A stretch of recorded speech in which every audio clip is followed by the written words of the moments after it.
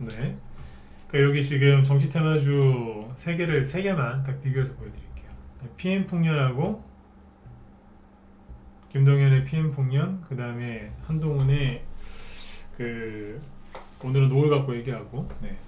그리고 이낙연 씨 거는 남아토건 최근에 이게 대장 역할을 했으니까 세 개만 갖고 얘기를 보면 일단 PM 풍년을 다시 얘기해 드릴게요. 보면은 이 자리인데 이게 기술적 분석만 하면 되게 애매한 자리라는 얘기죠. 왜냐면 호재학제 빼고, 그죠? 매물대 지지와 저항이 제일 센 거 아시죠? 그죠? 매물대 지지가 가장 센 게 어디냐면 여기에 있어요. 네. 여기. 이거를 더 넓게, 이건 밑에 거만 한 거고요. 더 넓게 하면 여기도 포함이 되니까. 네. 파란색 위치를 보면. 지난번에 여기에서 왜 지지가 나왔지 않습니까? 그죠? 그래서 매물대 지지가 굉장히 셉니다. 이게 왜 세냐면 여기도 있잖아요. 이해가 가시죠? 매물대 지지가 굉장히 세요. 그러니까 여기까지 뭐 악재가 나와서 확 빠질 수는 있지만 호재 악재 그냥 배제하고 얘기하자 이거죠. 그러니까 이게 떨어지기도 애매한 거예요. 이제. 근데 이제 바로 올라가자니 애매한 거예요. 왜? 여기도 매물대가 있잖아요. 거래 더 많죠 여기는. 그러니까 여기는 기간은 짧아요. 기간은 짧은데 거래가 많아요. 근데 여기는 거래는 뭐 이것도 모아놓으면 많겠지만 거래는 별로 없어 보이는데 기간이 길어요. 지지하고 있는 매물대는 기간이 길어서 기간이 길면 당연히 그 거래량도 모으면 꽤 되겠죠. 매집한 사람도 꽤 있을 거고 세력이건 개인이건 그죠? 여기도 마찬가지고 여기는 이제 거래량이 많은데 기간이 짧고 네. 그래서 어디 매물대에 갇혀 있는 겁니다. 네. 제가 뭐 기상학자도 아니고 그죠? 뭐 일기예보나 그런 거에 대해서는 뭐 전혀 모릅니다. 전혀 모르는데 뉴스를 이렇게 그 날씨 뉴스 많이 보면 뭐 그런 표현 나오지 않나요? 네. 뭐 고기압과 저기압 사이에 우리나라가 갇혀 있어서 그죠? 뭐 비가 많이 온다 뭐 그런 얘기 할 때 있잖아요. 그죠? 정확하게 몰라도 그런 얘기 많이 들어보셨죠? 몇 년 전에 왜 그 서울 시내가 뭐 진짜 일주일 정도인가 막 진짜 거의 회색빛이었을 때가 있어요. 기억하실 거예요. 그 미중무역 전쟁 터지기 전에 터진 직후였나 하여튼 그때였는데 그때 무슨 우리나라 동쪽에 무슨 고기압이 있었나 저기압이 있었나 그래갖고 양쪽에 뭐 기압이 있어갖고 그 사이에 갇혀갖고 공기가 안 나갔다 그러더라고요. 그래서 그 미세먼지가 쌓이기만 하는 거예요. 그래가지고 그때 뭐 진짜 고생들 진짜 많이 했거든요. 서울 사시는 분들 특히 수도권하고 네. 그러니까 뭐 그런 거라 생각하시면 돼요. 어딘가에 갇혀 있는 거예요. 네. PM 풍년 이게 애매한 거죠. 그리고 이제 호재학제를 붙여볼까요? 그건 맨 뒤에서 붙이죠. 네. 종목들 두 개 더 보고 아까 그러면 노을을 보면 노을은 어떤가 이거죠. 노을은 밑에 보면 강력한 매물대 지지로 보이죠 현재까지 그죠? 근데 위에는 없는 것처럼 보이지만 차트를 이렇게 봤으니까 안 보이는 것 뿐이지 크게 놓고 보면 여기 있거든요. 마지막 매물대죠 이게. 난 지금 애매한 거예요. 그나마 PM 폭력보단 나아요. 왜냐하면 여기는 요거 하나만 해결하면 되니까 이제 그죠? 애매한 거예요 지금 둘 다. 차트만 놓고 보면 닫혀 있는 거거든요. 끝나지도 않았고 그렇다고 확 가는 것도 아니고. 그 다음에 아까 남아토건을 볼까요? 남아토건을 보면 이것도 마이너스 3% 빠지죠? 차트 보시면 어때요? 밑에서 들었다 놨다를 많이 했으니까 여기에 뭐가 있겠어요? 당연히 지지하는 매물대가 있겠죠. 그죠? 네. 근데 크게 놓고 보면 어디냐? 저기 재작년이긴 한데 벌써 여기가 있거든요. 네. 여기 밑에 지금 깔려 있는 거예요. 직전 고점이기도 하고. 그러니까 애매한 거예요 지금 세 개 다. 그러니까 어딘가에 차트만 분석했을 때는 기술적 분석상 어딘가에 갇혀 있다. 네. 이거죠. 네. 그러니까 여기에서 이제 어떤 변화가 오면 그죠? 여기를 뚫거나 위로 뚫거나 아래로 뚫겠죠. 급등 급락 그죠? 아니면 계속 뭐 안 나온다. 뭐 아무런 변화가 없다. 그러면 이제 옆으로 계속 횡보할 거고. 그거는 뭐냐면 수급의 변화가 와야죠. 네. 수급의 변화. 네. 그 아까 뭐 날씨의 비유를 들었지만 바람이 부는 이유가 기압 차이 때문에 바람이 부는 거라 그랬어요. 바람이 부는 이유가. 네. 그러니까 여기도 이제 뭔가 바람이 불어야지 오르든지 떨어지든지 할 거 아닙니까? 그죠? 그러려면 수급이 바뀌어야 수급이 뭐 들어오든지 수급이 나가든지 그죠? 투매가 나오든지 그죠? 네. 그러려면 뭐겠어요?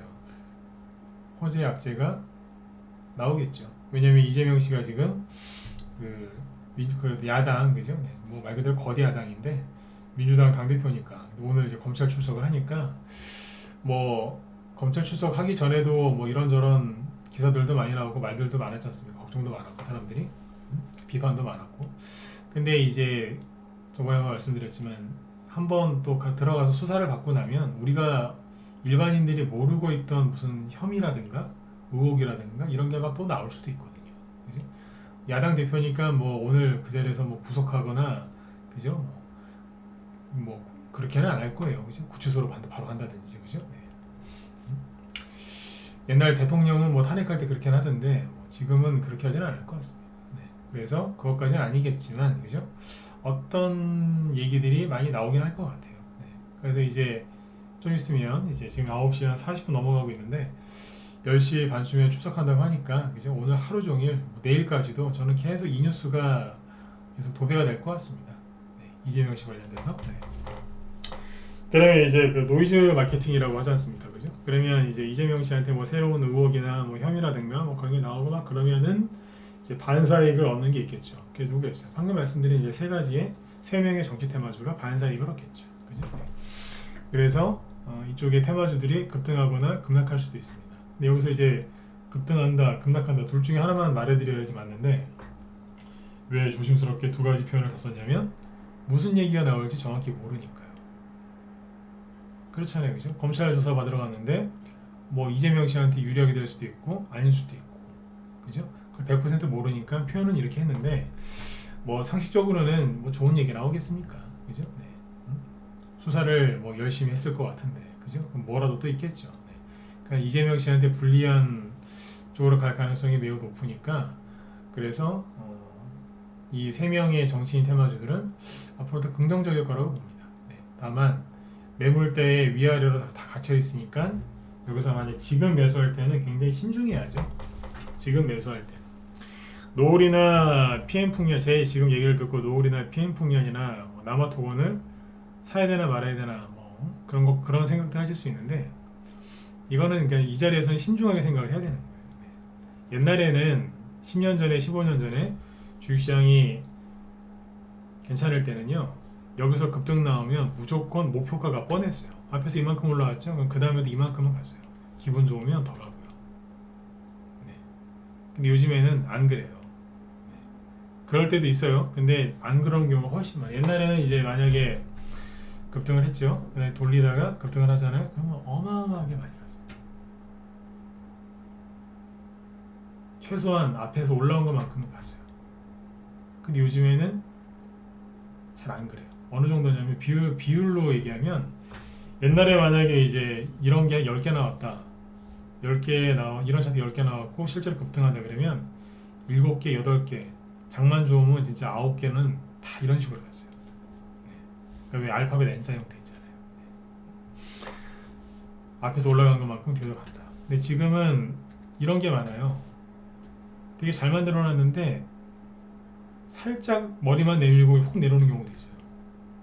옛날에는 10개 중에 7개, 8개가 갔다면 지금은 한두 개 가요. 그 앞에서 올라간 것만큼 또 간다는 보장이 있느냐? 한두 개 정도. 확률이 그만큼 떨어져요. 이거 매매 좀 해보신 분들은 아마 아실 거예요. 어딘가에서 지금 이 옛날 기법을 배워서 주식하는 사람들이 되게 많거든요. 네. 이게 잘 안 맞습니다. 네. 잘 안 맞아요. 옛날에 이제 이런 종목 갖고 여기서 남아토건을 만약에 누가 샀다. 여기서 매수한 사람이 있고 여기서 매수한 사람이 있잖아요. 여기서 만약에 팔잖아요. 그러면 요거도 먹었어요. 주식할 자격이 없다고. 근데 지금은 이제 그러니까 여기서 이제 막 올라올 때, 막 상승 나올 때 바로 팔아버리잖아요. 요거도 이제 욕했다니까요. 근데 요즘에는 이제 안 팔고 버티잖아요. 그럼 욕해요.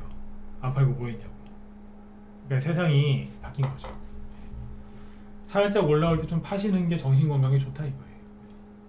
왜냐하면 10개 중에 한두 개 맞추려고 주식하는 게 아니지 않습니까? 그렇잖아요. 주식하면서 차트 보는 이유가 뭐예요? 10개 중에 7, 8개를 맞추려고 그죠? 주식을 하는 거고 차트도 하는 거 아니에요? 차트를 이렇게 보는 분석하는 이유가 그거지 않습니까? 10개 한두 개 맞추려고 하는 게 아니잖아요. 네. 이게 옛날 기법 이거는 한두 개밖에 안 맞아요. 뭐 이제 다른 이유로 남아토건이 이제 뭐 회사가 좋아서 뭐 성장성이 있어서 저평가라서 아니면 이제 이낙연 씨에 대한 확실한 믿음이 있어서 민주당 내부 정보를 정확하게 알고 있어서 민주당 국회의원들 몇 명이 이낙연 씨를 밀어 올릴지 뭐 그런 거 있잖아요. 그죠? 우리 영화에서 보는 뭐 그 뒷이야기 그런 아주 내밀한 것까지 다 알고 있어서 확실해서 남아토건을 가져가겠다. 그거는 잘하시는 거죠. 고급 정보를 알고 있든 아니면 본인 소신이 강하든. 근데 그런 게 아닌 이상은 요즘에는 조금 올라오면 팔면서 가는 게 정신 건강에 좋습니다. 네. 그렇게 이해하시면 좋을 것 같아요. 네. 그 세 가지는 여기까지 얘기해 드릴게요. 이해되셨죠? 그죠? 네. 어딘가에 갇혀 있어요 지금. 네. 그렇게 보시면 되고, 네, 그렇게 보시면 됩니다.